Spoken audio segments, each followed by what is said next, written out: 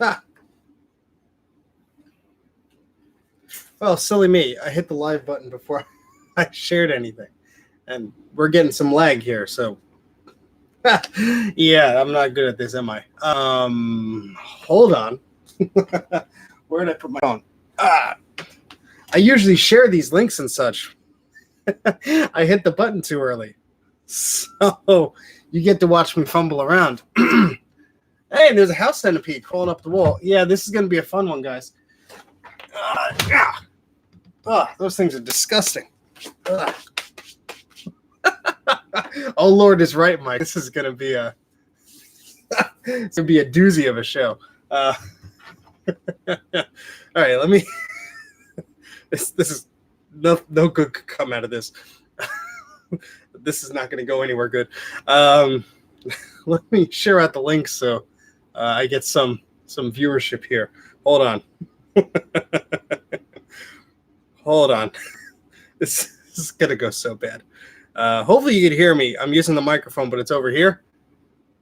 And yeah, let me do the Twitters, as I always forget to do. But really, if you're a subscriber, that's, you get a notification in an hour or so. YouTube usually does that. Let's just type here.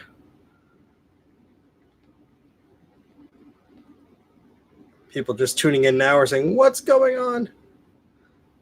And let's take a picture of things to put on the tweet.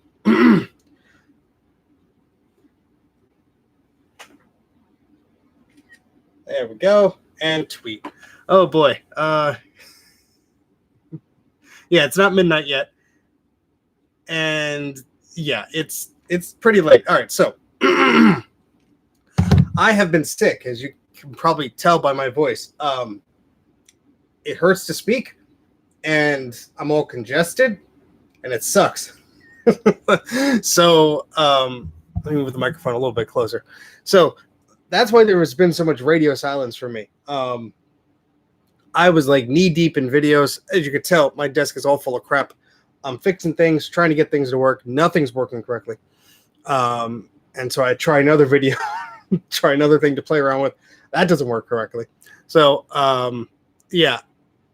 Yeah, I'm sick on live streaming because I want to do something. I'm sitting on the couch, blowing my nose. I got, tissues in my pocket. Figured might as well do something. If I'm feeling miserable, at least I have some company. So, however, it was my birthday recently. Yay. So I had some cash to go to a thrift store and found some cool looking things. One of them you're staring at right here. So what I wanted to do is sort of, I guess, look at some of the stuff I thrifted. Why not? And then just talk. You guys have questions. Maybe I have an answer. I don't know. And we'll just do it this way. Thanks, Mike. I appreciate the honesty as always. I got a haircut, so I can't look all that bad. My hair was getting way too long. Anyway, let's get into this. So, got some new toys to play around with. This is one of them. This is one of those helping hands things, contraption. It looks dangerous, I know. But essentially, you got these little arms and these little grabbers. And what you could do is hold something.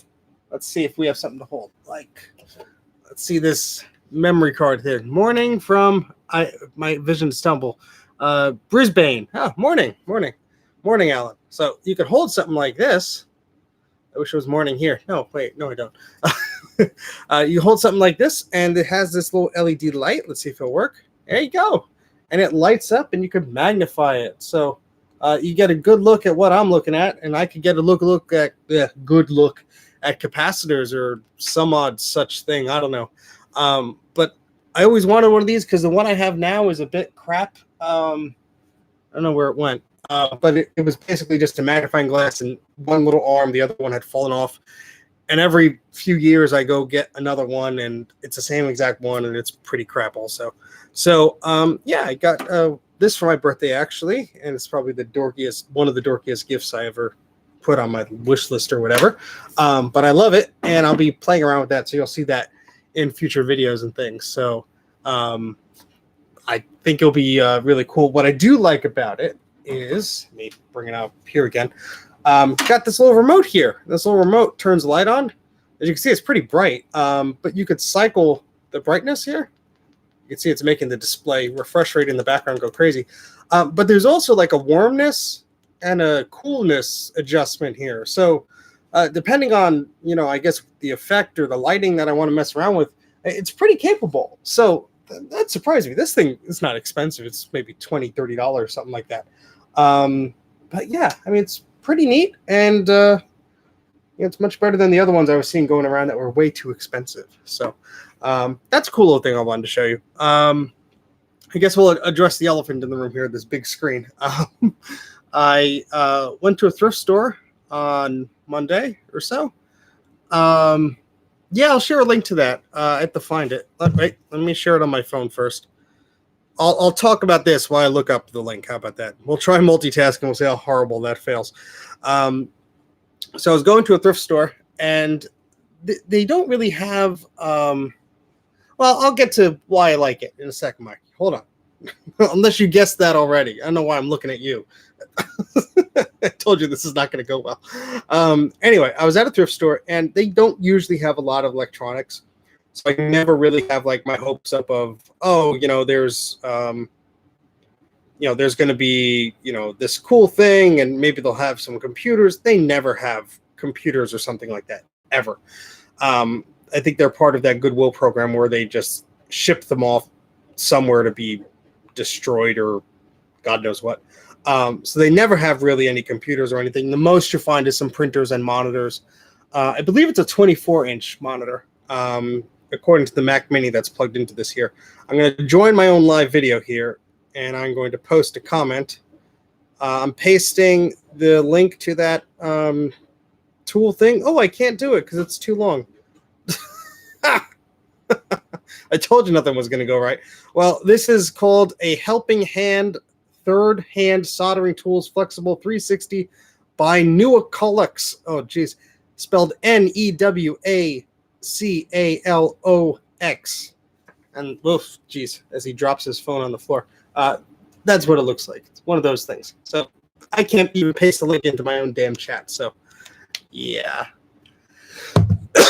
Excuse me. See, I'm dying here. Anyway, I would normally pass on a monitor like this for a number of reasons. One, it has a few scratches on it. Two, I don't need really any more monitors, although this is a nice size. I didn't really notice the size until I brought it home. Secondly, it's a Dell. I've had some Dells with capacitor issues that just don't work, so I usually stay away from them unless I can plug it into the wall. Thankfully, it had a power cord on it. So I was able to plug it into the wall, and it turned on. So I'm like, okay. Two interesting features that I was surprised to find by this monitor. One, as you can tell, it can go into portrait mode and landscape, and I'm going to break it if I do that live on camera. The other thing is there's a picture-picture function in this little monitor here, as I drop more things on the floor. So I press this little button, and no, that's the wrong button. Press the right button, Steven. And you can get sort of this picture-picture display. So here, let me move this right up. There we go. Of course, now the Mac Mini display is tilted, but you get sort of like a picture-picture thing here. But the main reason I picked this up is not only does it have VGA and DVI, it has component, it has composite, and it has S-video inputs. That's why I like this little monitor here so much, because that monitor, which I got years ago from my old office, has DVI, VGA, composite, and S-video. So this is the same thing, but it has component. It's a much larger screen. It's a widescreen monitor. I'll probably put this here, actually. So I'll probably replace this one here. Nothing's wrong with this. I like it, but this has a lot of ports in it, which I like. And also, I could tilt this portrait mode-ish kind of display, orientation, whatever. So yeah, that's why I bought this. It was $14 or $15 or something like that. It wasn't too bad. Hey, look, I didn't even know you could do that. So yeah, it's pretty neat. So I think that'll be a fun little thing to play around with. I really like that picture-in-picture mode. This mode here, that would be good if I have like the stream here and then what I'm trying to show you guys or what I'm trying to look at or something. Yeah, that's pretty cool. I I didn't know that until I brought it home and plugged it in. I really didn't notice that, but I really got it just for the analog inputs and the extra stuff on there. So, but as you can see, you can tilt it portrait, and if the OS supports it, you could rotate the screen. I'm just going to put that back to where it normally is here because that will screw me up. I'm using a puck mouse, and it needs cleaning, so I have to carefully do that. Oh, come on. There we go. And it's going to yell at me? No. Okay, cool. So, yeah, that's one thing I found.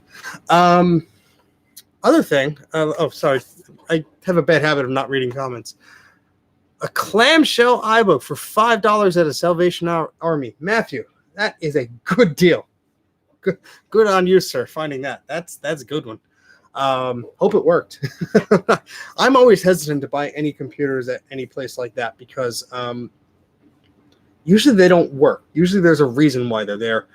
Not to say I haven't gotten any good deals from there. I certainly have. But most of the time they don't even sell them anymore. Back in the day when I used to get some stuff, it'd be hit or miss. Sometimes they work, sometimes they wouldn't. Anyway, let me move this over because I can hardly read what I'm looking at here. But yeah, not a bad display. In fact, it kind of looks whatever. I'm going crazy here. Second thing I found at that thrift store was this VCR. Let me move the camera a little bit closer here so you can sort of see what I'm looking at here. Yes, it does have USB. Like there's like a USB hub. There's actually a card reader slot thing here. So there's like compact flash, smart media, geez, memory stick, SD, and a few USB ports. So yeah, there's a USB hub in here, which would be nice. Actually, yeah, now that I think of it, the SD card slot would be useful if I'm using my SCSI to SD adapter. Just have everything plug in. So yeah, that's what I thought for whatever the price tag, if it's still on there. Let me peel that off. Was it 14? Yeah, 14, 19 bucks, something like that. Not bad. Just reading some of the comments here. Oh, Optiplex for 15 bucks. That's not bad. Oh yeah, yeah. That's the other thing. When you're getting these machines, you don't know if the guy or girl who owned it was a smoker or they took care of it. They have pets or whatever. You get some weird smelling computers. I know. I've picked up plenty in my day. Anyway, we're talking about this VCR. So I normally do not buy VCRs at a thrift store, and it's the same reason why I don't normally buy LCDs. I have plenty of VCRs. This one was in very good condition. It had the remote, and you could probably guess why I picked this up. You could probably guess. Because it talks.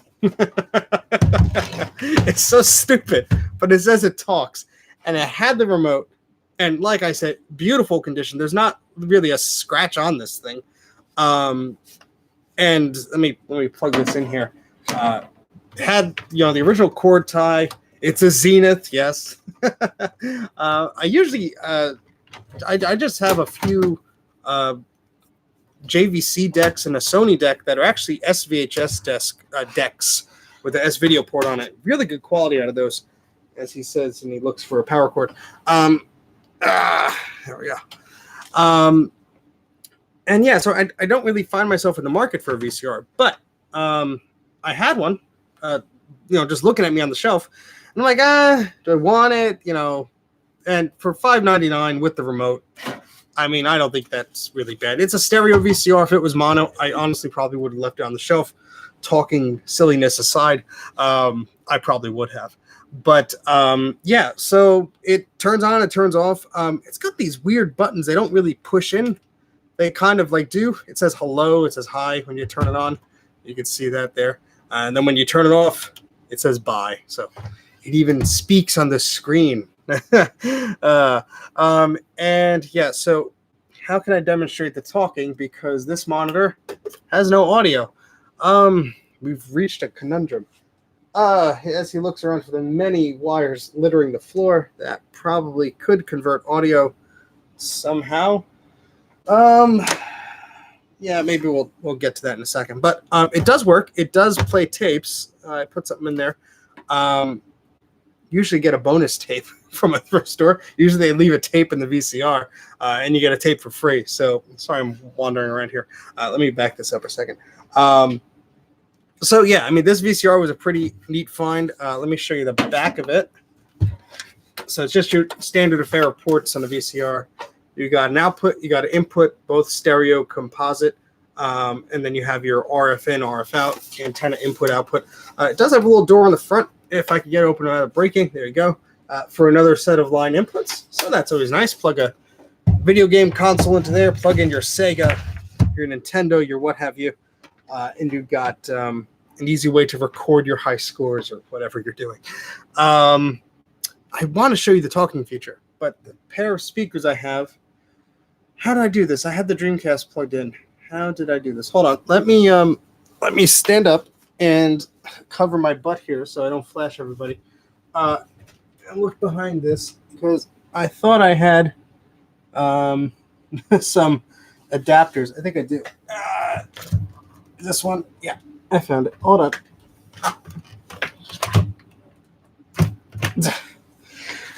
Yeah, I failed, Jay. I'm sorry. No excuses. I'm just rambling at this point. So I'm literally having a fever dream right now, and you're just all joining me because I'm under the weather. Excuse me, as he coughs up a lung. Where's this cable go? What am I doing here? Okay, here we go. This is not going to end well, I can assure you. Yes, I'm just full on ramble this time. So let's all the screws I took out of the other thing are falling on the floor. This is why you clean up your desks, children. Wrong plug. This is going here. Yeah, I feel bad for anybody who's a new subscriber. They're watching this. Like, what did I sign up for? All right, we're plugging in and crossing the streams here. There we go. So, all right, talking VCR. That's what we're rambling about.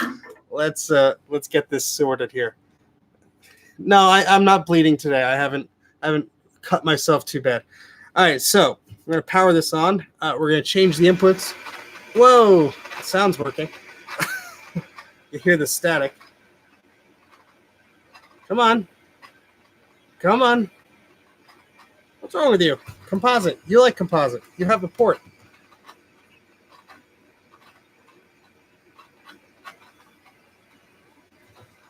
Oh, maybe, hold on a sec.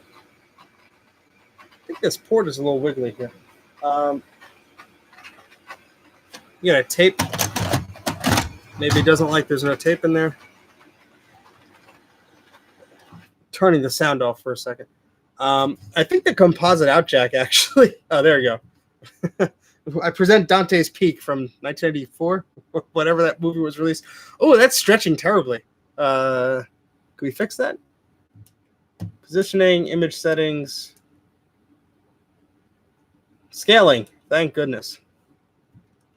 Oh, wait, hold on.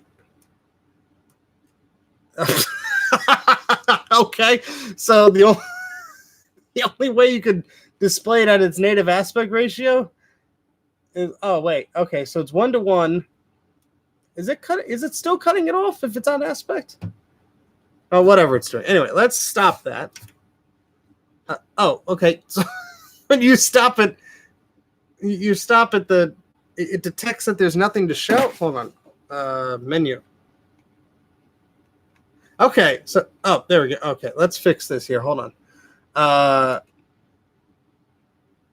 Why is it doing this? Because it's me. That's why. Image settings.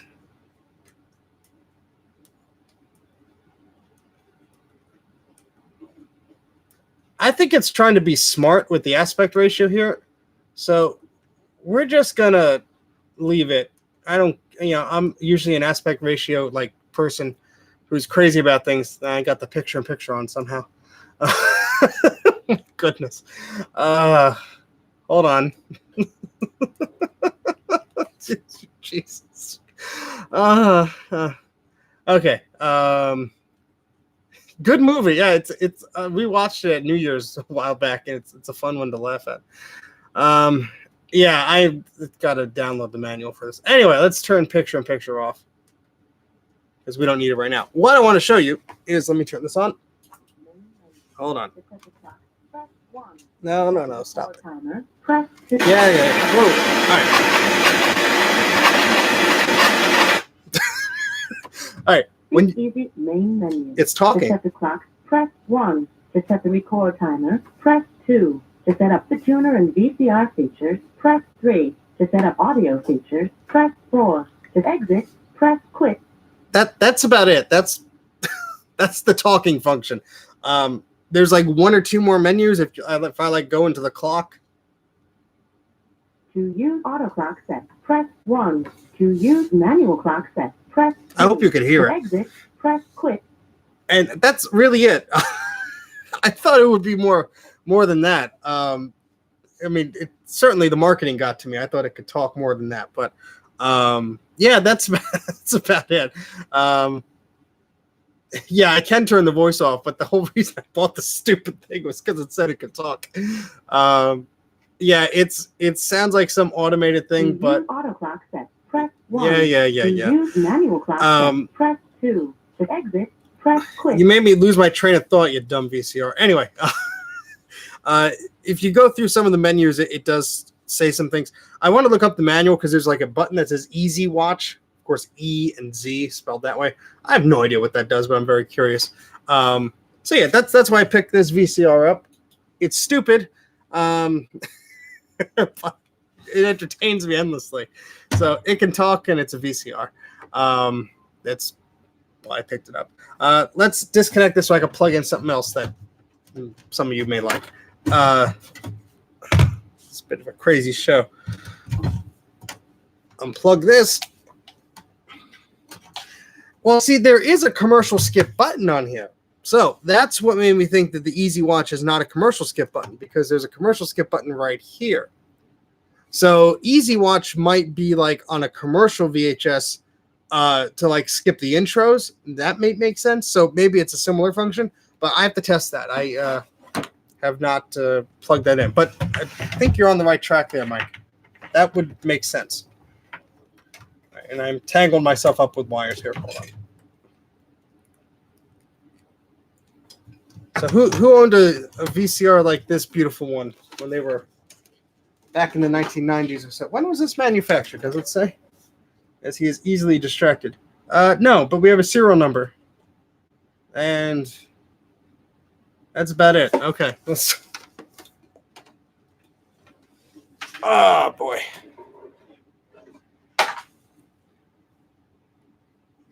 $2,000. Yeah, I mean, it looks pretty modern.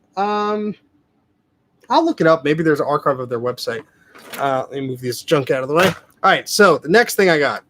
I did a post on this on a forum. Well, if I say where I posted, it'll give away what it is. Well, you can see it in a second anyway, but I'm not going to be able to put this here. I have to move the camera back.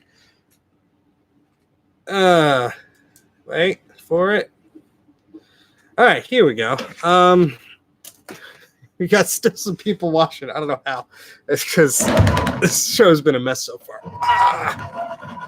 These big, bulky things are beautiful. And these are two, and my camera is shaky. These are two beautiful Pioneer Laserdisc players. And, yeah, so story behind these is I saw for sale online that somebody had these remote controls. Let me finish, Mike, before you just assume everything works perfectly. I get no love right here, I swear. So someone posted that they had these two remotes and something that's over. Well, I'll tell you what it is, because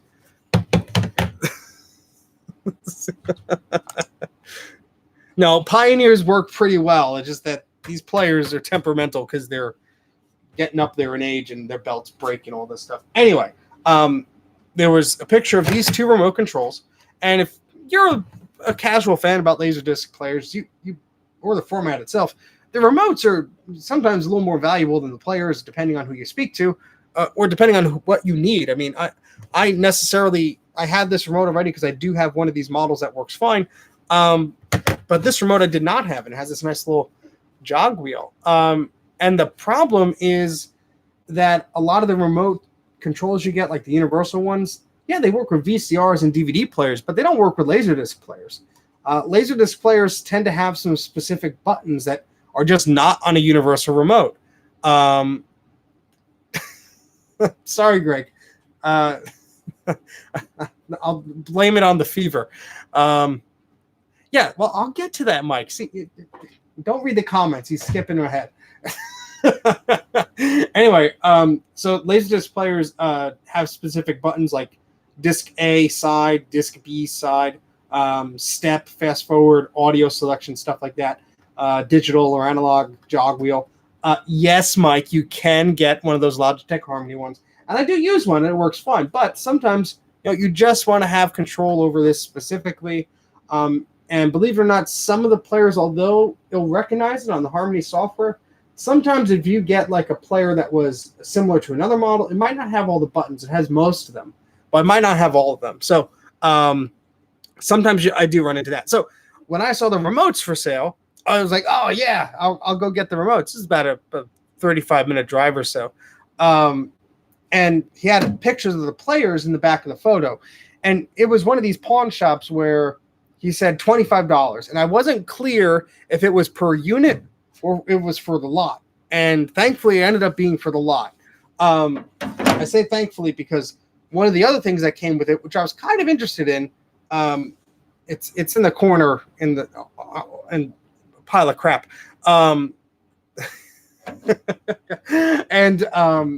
It's a DVD recorder and a hard drive recorder, like an analog recording deck. This is one of these consumer things. It wasn't anything too fancy. Let me put the camera back up a bit. And so he had that in the photo. Now that thing doesn't really work. I turned it on. The disk drive got stuck. The eject button broke on it. It looks like it actually got rained on or something. There's watermarks all over it. There's dust everywhere inside of that. But these players are what I was interested in along with the remote. So the top one is a CLD D505. It is a Laserdisc player and a CD player. It has AC3 RF output. So essentially, one of the ways they did digital surround sound back in the day was through this AC3 RF optical output, not optical, but just an output. Basically, you take a modulated signal and you put it through your stereo deck at the time, your receiver. That receiver would have been smart enough to decode the AC3 RF signal from digital noise to a surround sound, 5-speaker setup, whatever, basically Dolby Digital surround sound. If you did not have a stereo receiver that had that built in, you could get a modulator box. I happened to pick up about 5 years or so ago a stereo that had the AC3 demodulation built in. So I can take advantage of that, which is pretty cool. And yes, Mike, as Mike pointed out, they do play both sides of the disc. So the laser reading mechanism actually flips over because it would be too absurd to flip the entire disc inside of the player. They are in pretty decent shape.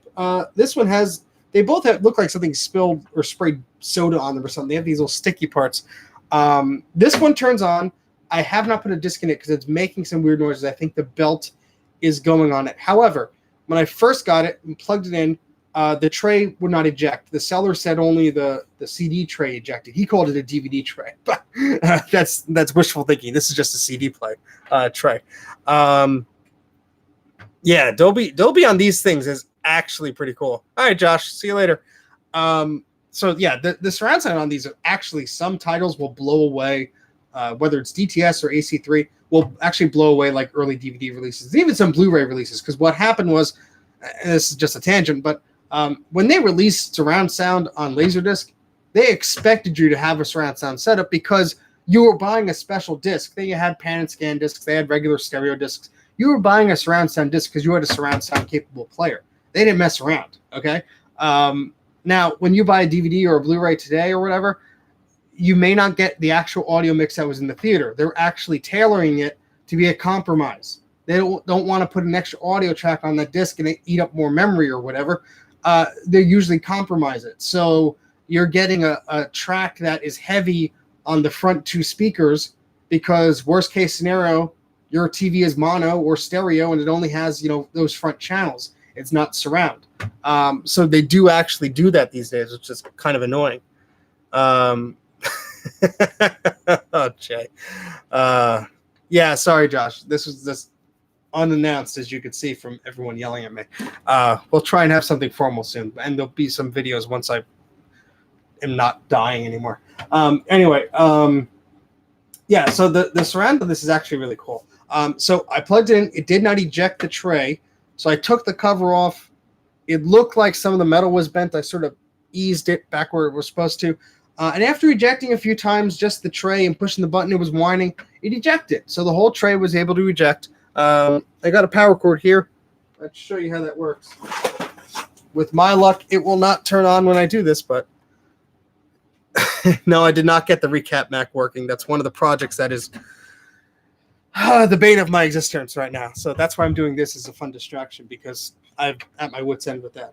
But let's turn this on. Of course, the wire's not plugged in, is it? No, that would make too much sense, Steven. Don't plug in the cable. Let's do this again. Take two. All right, let's plug this in. You guys. All right, so now it's powered on. And I'm going to press the Laserdisc eject button. We should see a massive tray come out. There we go. So that seems to work. And the CD tray. Yeah, this whining noise, it's trying to actually do something right now, and it's failing to. You may see an error code come up. Yeah, U1. It's an error that it can't really start. I have that with another player, and if my assumption is correct, this may be the trick to fix it. I push the eject button to close the tray. If I push play, no, never mind. Sometimes when you push play, it actually will kick out of it. I think there's something wrong with the alignment of something here. It might just be an old belt or something. Something may be bent a little bit that may just not be pushing something into place. These mechanisms are pretty ancient. So, yeah, they were huge. Let's see.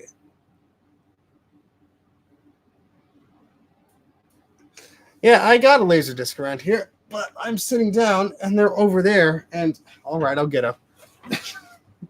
I want to see if this thing will actually spin one, because it might not.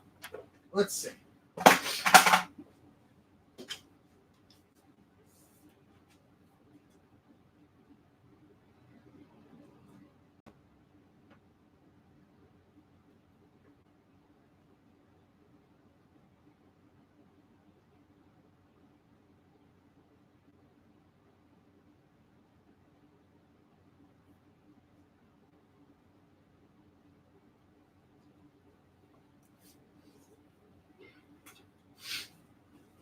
All right, I got a disc here.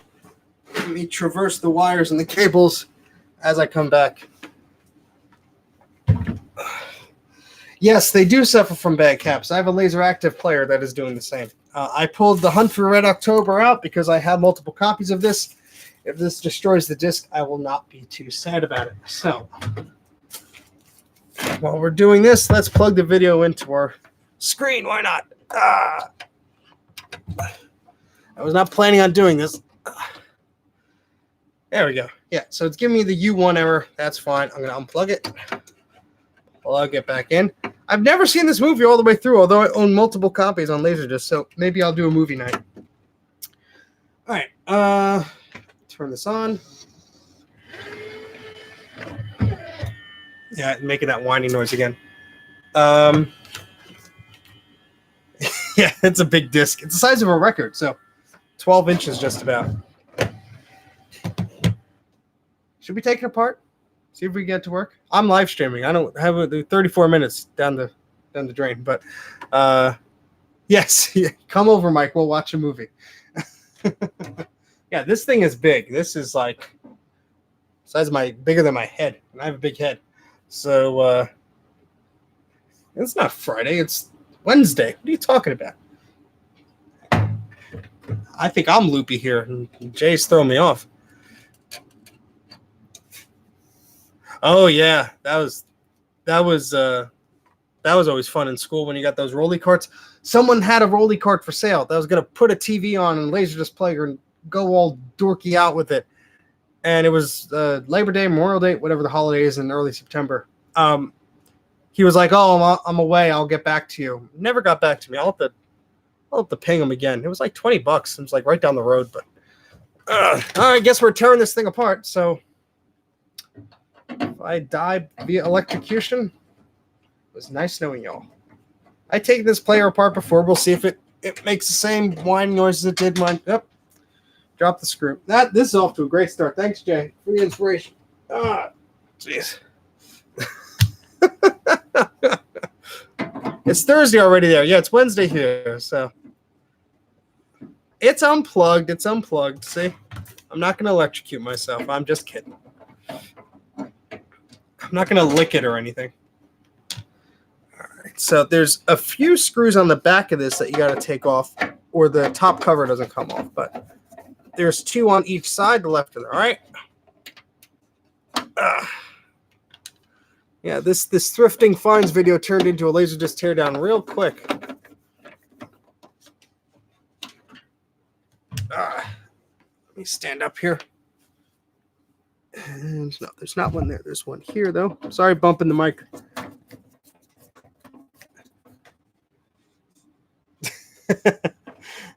Yeah, what are they going to do? Sue me after I'm dead? I don't think so.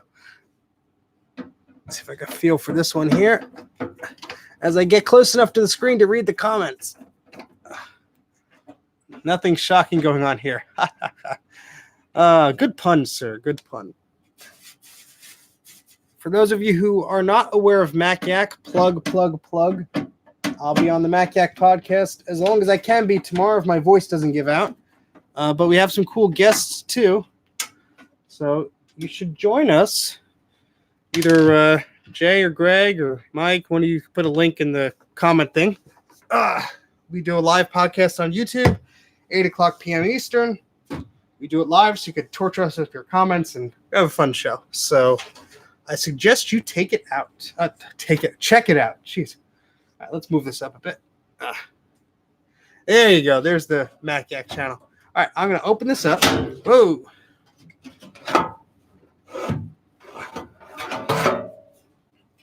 Okay. I wish I had the other. Well, here. You know what? Let me fuss with the camera here. Oh, yeah. The iMac G3s with the flyback transformer. I wish I had a few parts of those, but I really don't. So good luck finding them. That's what I'm running into with the iMac video I'm running it. That's the problem I'm running into with the iMac video that I'm doing is a lot of them, through no fault of their own, have issues with the flyback transformer. So it's very difficult to film. They warm up or they just die. And yeah, so. All right, so here's inside of the player. Doesn't look like the belts are deteriorating from what I can see. I'm going to plug it in. We're not going to touch anything. But let's see what happens when it tries to read it. If something is maybe getting stuck, I could adjust it or something. So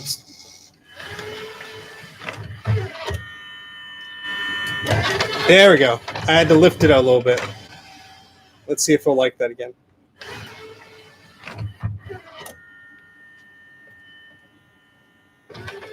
There we go.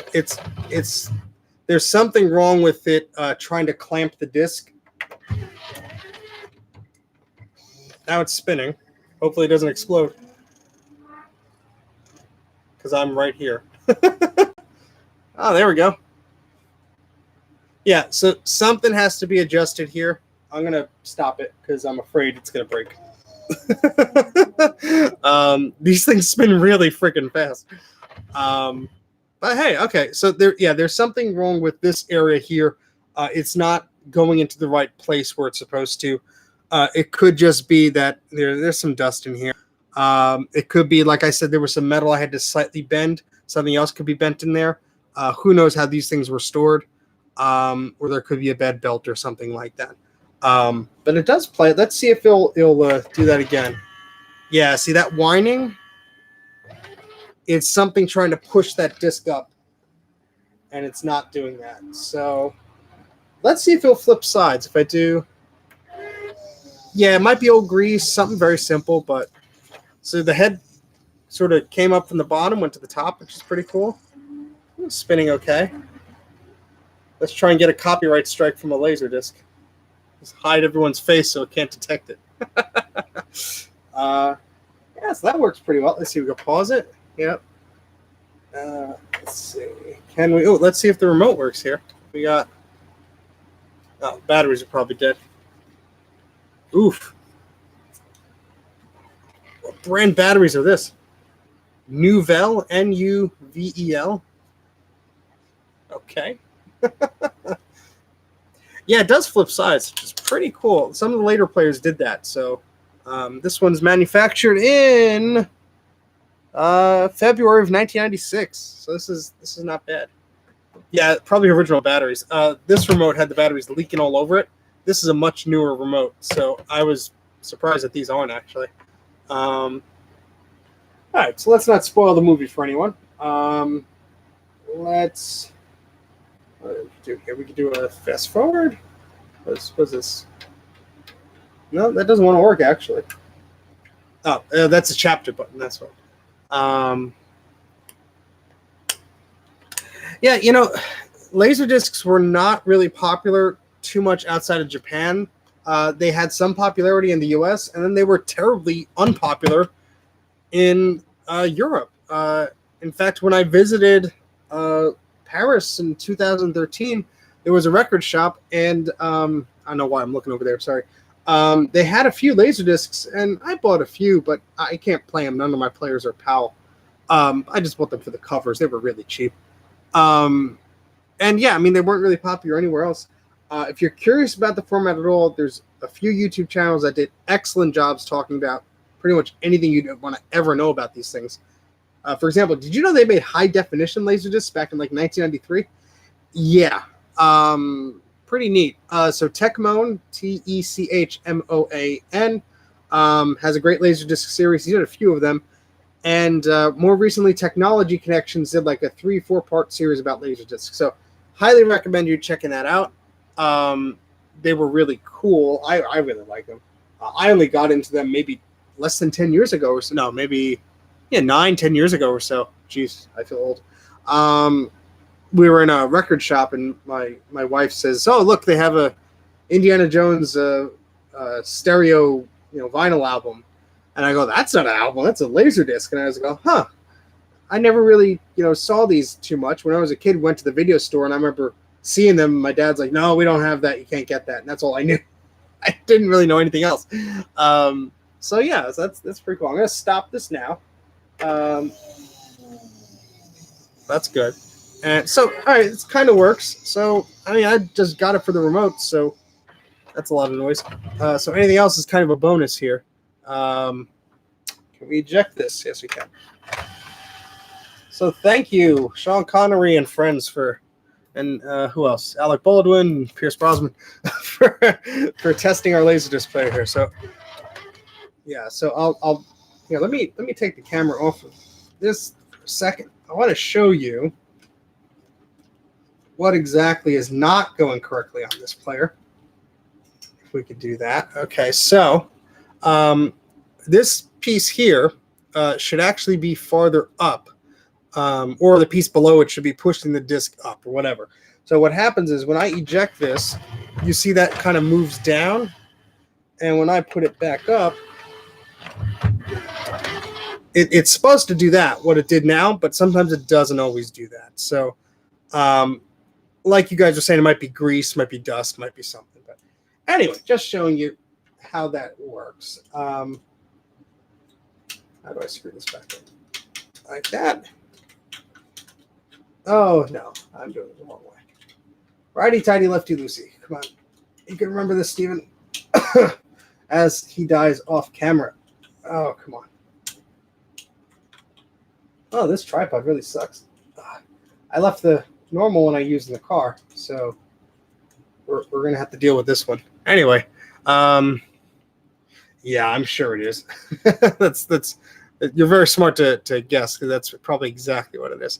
All right, so I'm going to put the cover back on this. Probably test out the other player, and I mean, feel free to ask me a question, guys. I don't have too much else to show you after a few other things. Put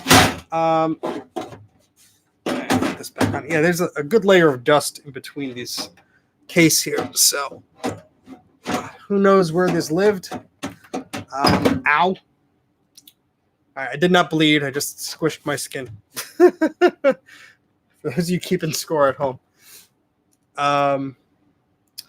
Yeah, I have 2 iMac videos that will be out sometime soon, hopefully.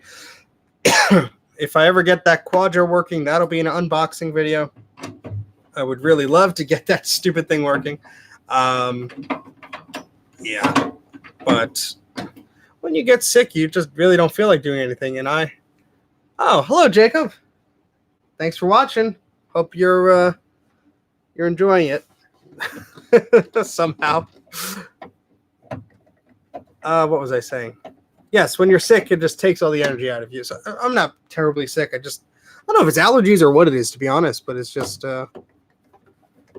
sore throat, stuffy nose, can't breathe, wake up coughing at night, all that fun stuff. So yeah, it's really not something I want to. I mean, I say I don't want to be on camera, but here I am. But see, when I film things, this screw does not want to go back in. When I film things, I usually am talking a lot, and I have to read a script and remember things and all that stuff. And I don't like doing that when I'm not feeling well, because it just takes longer, and I'm impatient, and I get frustrated, and I don't want to do it anymore. So, yeah. Anyway, let me plug. See, thank you guys for still watching, because I'm a mess today. But that's why I just wanted to go live. I really have not had any recent videos out in a while, and I kind of felt bad because every once in a while I get a new subscriber, and I'm like, oh, geez. I do have a giveaway that I'm doing. I will be doing a video on what that giveaway thing is soon, because I was going to do it at 1,000 subscribers, but I might pick a weird number like 1,111 or something, because like Steve Wozniak, I like repeating numbers. So, yeah, I might do something like that. That might be fun. But I will be doing a giveaway. I'll have to get all those details situated. No, it's not a computer. So there, it's not a computer, but it's something Apple related, and it's something cool, and you can't even plug it in. So there. Let me just move this Laserdisc player off over here. It's a cool giveaway. It's something that most of you would really appreciate. So there. I'll reveal what it is in due time, which I'm running out of, because soon I'll probably hit that number in a few weeks or whatever. But no, I'm keeping all my puck mice. One of them is right here. So it's nothing electronic. Let me say that. No cables, no nothing. All right, so let's look at the other player here. This is a newer one. Let's see if there's a date on this thing. Usually there is. January 1998, so a few years newer than the other one. This is indeed a... Nobody gives a puck. I like that. You should get a shirt made with that mic and have your logo on it. This was made, when they were making the transition to DVD. So people were thinking, hey, you get your Laserdisc player and your DVD player in one ginormous freaking package. I mean, look at the size of this thing. Yeah, it's not actually too much bigger than the other player. But yeah, I mean, these were much more expensive, honestly. Let's plug the video cable in here. Yeah, DVD players were still in their infancy when this was released, so you could bet your butt this thing was expensive. And looking at the ports on the back, here, let me show you instead of explaining the damn thing. It's heavy. Oh, boy.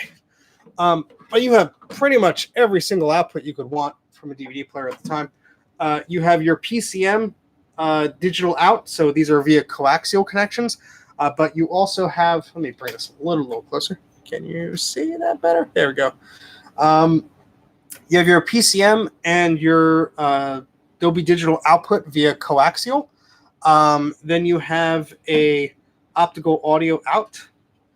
And then you have your RF for AC3 Laserdisc output. So that's not, that's a little bit different. So these are likely for your DVD player. And this is just for the Laserdisc. That's why it's marked with the LD. You have component video out. Now, some people will go, oh, great, I can play my Laserdisc on component. No, that's only for the DVD player. You will not get Laserdisc output on component. You have composite and S-video for your Laserdisc video output. You have your standard right and left audio output. You have two pairs of that. You have a control in and a control out for any of your RF blasting or your control between units. And that's about it. But, I mean, that's pretty much everything. No HDMI or anything like that. The digital thing you got is the audio out. The model here is the DVL909. And realistically speaking, as far as Laserdisc players goes, like, to be honest, this is not actually the best Laserdisc player. And it sure is not the best DVD player by far. You got like the basic of the basic DVD functionality, and you got a decent Laserdisc player. But the whole point of this thing was the convenience of 2-in-1. And DVD players were early. They were still figuring out some stuff. I got one of these in the box a year or so ago. And I paid a good sum of money for it because it was at the box. And I said, oh, great. But, it plays okay. I wouldn't say it's the best player. I did not test this one, so let's see if it actually turns on. I turned it. Oh, no, yeah, this is the one that doesn't turn on. Yeah, this has a bad fuse in it, actually. And the only reason I guess that is I opened it up and looked, and the fuse had a scorch mark in it. So, yeah, this is not turning on. I might be able to get a fuse and replace it. See, I'm not feeling well, so I'm forgetting things. But yeah, I mean, it's a decent player. It's not the best of either, but yeah.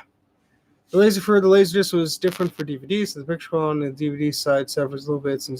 Yeah, so there. Yeah, as Mike's saying in the comments, it was sort of like, they were making some compromises here to have both formats in one device. Really, if you wanted like the highest picture quality, you would go for like one of the Pioneer Elite models or something similar to that. This is just like, very early DVD player model and a decent Laserdisc player.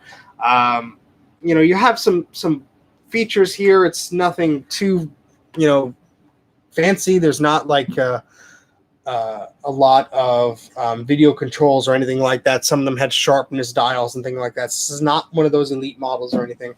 But it's pretty decent. So I don't know if I get it working. I know Greg Rutke said he needed some parts from one. I'm going to try and find a replacement fuse and order it. Who knows how long that'll take to get here. But I figured the least I could do was put a new fuse in it and try. I have another Laserdisc player that I want to get working. It's actually a CD video player. So going back way when, at least in Europe, Laserdisc sort of died out, and they were trying to revive it by calling them CD video. And it's basically the same thing, a different name.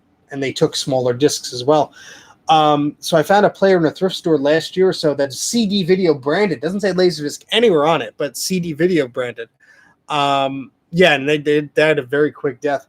And so I have that player, turns on, but the belts are turned to mush. So nothing will spin up or anything on it. So I want to try and get that working. I don't know how I'm going to find the belts for that.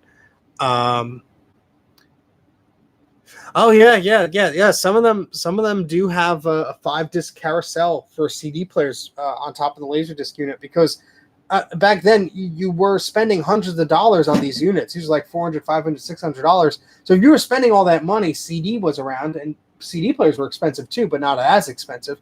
So the gimmick was, you buy a Laserdisc player, you can play your CDs too. That's why the other model, and not this one doesn't, but the other model has a CD only tray that will just spit out the little tray just for your CD. So that was the idea. for that. But yeah, these are pretty interesting units. I'm gonna move this aside. There we go. So yeah, do I have anything else to show you guys? Yeah, we're almost at an hour here. I don't like to keep these going for too long because I run out of things to talk about and I can't speak today. Anything else? Oh, yeah, one of these little things. As he reaches over. Okay, I got one of these little charging stand guys. It's from a company called, how do you say this? Yootech, Yootech. And I put this on my birthday list, and someone was kind enough to get it for me. And yeah, one of these little wireless charging guys. And so the idea is you take one of these and you put it here, and you put your phone on it like this or like this, and it'll charge it. And I had a wireless charger that was just like a flat one, but I like this because it has this stand. So I don't have it all set up, obviously, but the idea is I want to put one on the desk here. So when all this crap is all covered, at least I could still charge my phone. So that's the idea. I also got a really cool hat. My wife got me a hat. I'm segueing topics quick because, yeah. Got me a hat with the Mac84 logo on it, so I'm really thrilled about that. Thank you. And I should be wearing it. I really should. Yes, no more duct tape. Yeah, I previously had my phone plugged in with the headphone adapter when I was on MacYak, and then the phone was like duct taped to that charger cord thing, so it would actually wirelessly charge. But anyway, yes, I have the hat. It's upstairs. I forgot to bring it down. The hat will debut on MacYak, yes. Thanks for the idea. Yeah, so that's really fun. And it came out looking beautiful. I don't know if I'll sell those or anything because I don't know how that you're supposed to do that or how that works with those sites. I don't know if you could just post a link to it or whatever. But anyway, I am trying to get stickers and magnets. I keep seeing those like ads for Sticker Mule, and it's like, oh, get 50 stickers for $1 or whatever the heck. I want to do that, but every time I get around to opening my logo file in Photoshop, the deal's ended or whatever. But I'll actually send them to you guys. It won't be like somebody else who who doesn't share his stickers. He shall remain nameless. Yeah, I really don't know how much the hat costs or anything. I'll ask my wife. I don't know if it was. I've looked into them before, to be honest. And usually what it does is they charge you for creating an embroidered file. And once you have that file, you kind of own it. And then that file could be put on basically anything, shirts, hats, or whatever. But that file sort of like the language for the embroidery machine to use whatever color and what pattern to create that logo. So I got to figure that out.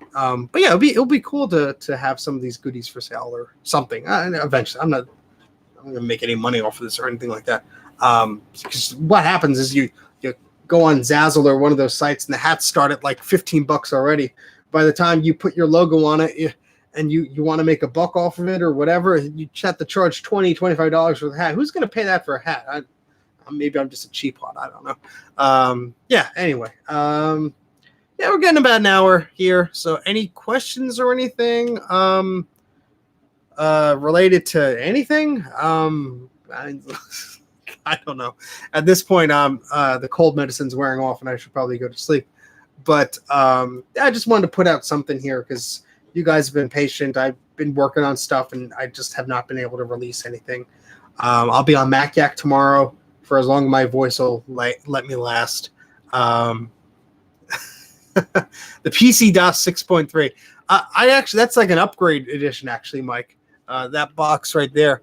It's not the full installation. It's just the upgrade edition. I think I did another video where I showed some of that stuff I got. I'll make you copies of the disc. I want to sort of scan those things in first. There's some receipts and stuff in that box. And then there's an IBM one too. But anyway, that's PC stuff. Wow, I'm losing it. I'm talking about PC stuff. I'm sure Mike, you can get that's from Windows. That's a nice DOS 2000. Oh my goodness. Oh yeah, the reason this power supply is on my desk The lighting is terrible in here. I'm sorry. I did shoot a quick video with the intention of getting it out before the iMac videos and stuff, which are taking longer, about building a custom power supply for a 30-inch Apple Cinema display. I don't know if you guys would be interested about that, because there's probably like a billion of those videos on YouTube, I'd guess. But essentially, it's not too bad. It's pretty straightforward. And I recorded most of it. Then I got sick. It's like, here I am trying to make a quick video, and then something stood in my way. So I think I'll probably publish that video. I don't know if it'll be before or after the upcoming stuff, but I am trying to work on stuff. I'm sorry if there's a delay here. I just feel bad when I don't release stuff for a while. So then I go on rants like this and go live stream half awake. But yeah, unless there's any questions or anything, I guess I'll see you guys later. But tune into Mac Yak tomorrow, 8 p.m. Eastern. I'll be there live as long as my voice could stand it. And we have some cool guests. I'm not going to spoil the fun. We'll tweet about it or something. But Mac Yak has a Twitter. Mac Yak Podcast is the username. So that's MACYAK Podcast. And we'll tweet the link to the show and everything. And you could view it there, because the YouTube notifications are kind of crap. Crap is my favorite word today, isn't it? I guess that's. Oh, you just wanted the IBM box. I see. Well, if I run out of space, which is very likely, I'll send it your way, Mike. How about that? Or you can trade me some half-working iMacs for it. Oh boy, I'm getting loopy here, so we're gonna cut it here. But thanks for watching my incoherent live stream. I hope this was somewhat enjoyable. What am I doing here? Give me an eMac that time. Yeah, that's all I need is another eMac on my shelf. But anyway, I appreciate you guys sticking through me here, and sticking it out with me here. I cannot speak. And I'll catch you guys on Mac Yak tomorrow if you want to tune in for that. That'll be fun. And I guess that's about it. So thanks for watching, and we'll have some content for you real soon. And hopefully I recover quickly so I could survive for the next few days and finish that for you. So, oh, Jay, I am not touching that comment. All right, see you guys later. Thanks for joining me. And if you like this kind of stuff, let me know. Leave a comment or whatever, and I'll try and do more of these live things often if I'm geeking out on some stuff. But all right, see you guys later. Bye-bye.